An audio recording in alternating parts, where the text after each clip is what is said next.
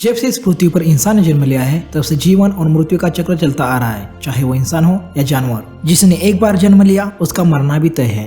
और इतिहास साक्षी है, पूरी दुनिया में इंसान ही एक ऐसा जीव है जिसने मौत को चुनौती देने की कई बार कोशिशें की है। पुराने समय से ही इंसान अमर बनने की कोशिश में लगा हुआ है और इतिहास में ऐसे कई लोग थे जिन्होंने मौत को हराने की लगातार कोशिशें की और आज तक हो रही है। पर यहाँ सवाल ये है कि क्या सच में मौत को हराना मुमकिन है और कैसे? और बचपन से जो हम इंसान अमर होने की ख्वाहिश देखते आ रहे हैं, क्या वो सिर्फ एक पागलपन था या इसके पीछे भी कुछ राज छुपे हैं? जब से इंसान ने जन्म लिया है तब से इंसान ने नामुमकिन से लगने वाली हर बात को मुमकिन कर दिखाया है। तो यहाँ सवाल ये है कि क्या इंसान इंसानी जीवन की सबसे बड़ी चुनौती रही मौत को हरा पाएगा? क्या इंसान अमर हो पाएगा? क्या आज के इस दौर में साइंस के दम पर ये मुमकिन है और कैसे इंसान ये कर पाएगा? तो चलिए जानते इसके बारे में। पर अगर आपको ऐसे ही नॉलेज से भरपूर वीडियोस देखने हो तो चैनल को अभी सब्सक्राइब करें, साथ ही साथ बेल आइकन भी क्लिक करें। तो दोस्तों, इंसान की अमर बनने की ख्वाहिश को पूरा करना साइंटिस्ट के अनुसार मुमकिन है। इसके लिए साइंटिस्ट ने एक तकनीक के जरिए इंसान को अमर बनाने की तैयारी में है। इस तकनीक का नाम है क्रायोनिक्स। इस तकनीक के जरिए जब इंसान की मौत हो जाएगी तब क्रायोनिक्स के जरिए इंसान को फिर से जिंदा करने की कोशिशें की जा रही है। क्रायोनिक्स तकनीक में -90 से लेकर -320 के बेहद सर्द माहौल में इंसानी दिमाग को जमा कर रखा जाता है, इसी आशा में कि एक दिन इन्हें फिर से जिंदा किया जाए। और इसी राह में अमेरिका के साइंटिस्ट ने दावा किया है कि क्रायोनिक्स के जरिए इंसान को जिंदा करना संभव है। और इसके लिए अमेरिका के मिशिगन में एक कंपनी खोली गई है जिसमें करीब 300 लोग ऐसे हैं जो मरे हुए हैं और 1500 लोग ऐसे हैं जो अपने मरने का इंतजार कर रहे हैं। दोस्तों, क्रायोनिक्स में बड़े बड़े प्रिजर्वेशन चेम्बर्स में मृत शरीर को रखा जाता है,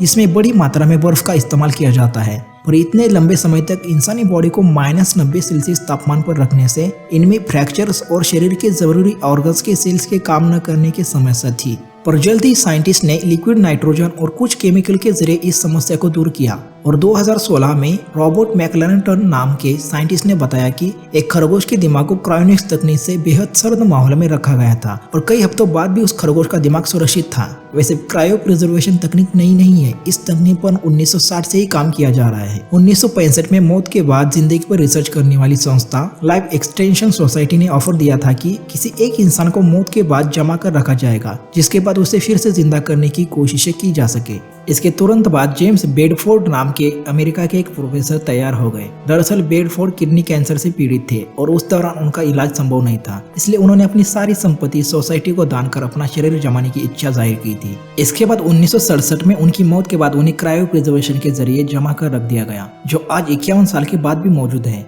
वैसे साइंटिस्ट इस बात पर भी स्टडी कर रहे हैं कि क्रायो प्रिजर्वेशन के जरिए जिंदा होने वाले इंसान का दुनिया को देखने का तजुर्बा कैसा होगा। ये इस बात पर भी निर्भर करेगा कि वो इंसान मरने के बाद कितने वक्त के बाद जिंदा हुआ।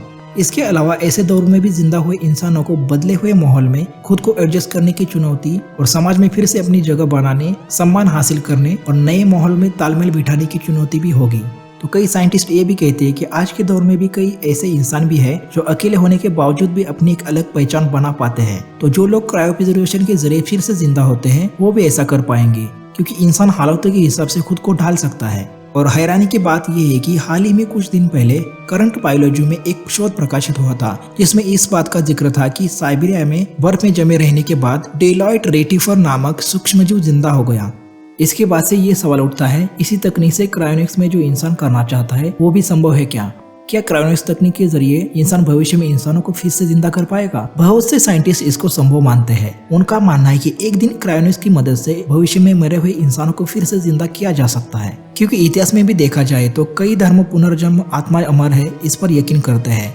और हमारे पुरातन ग्रंथों में भी इंसान और मौत पर बातें की गई है। हिंदू धर्म के अनुसार मौत सिर्फ शरीर को मिटा सकती है, आत्मा अमर है। उसी तरह ईसाई धर्म में गॉड यीशु की मृत्यु और पुनर्जन्म पर बातें की गई है। इसी तरह दुनिया के ज्यादातर धर्मों में पुनर्जन्म या अमर होने पर कुछ एक प्रकार की ही राय है, जिसके बाद क्रायोनिक्स तकनीक के द्वारा इंसानों को फिर से जिंदा करना संभव लगता है।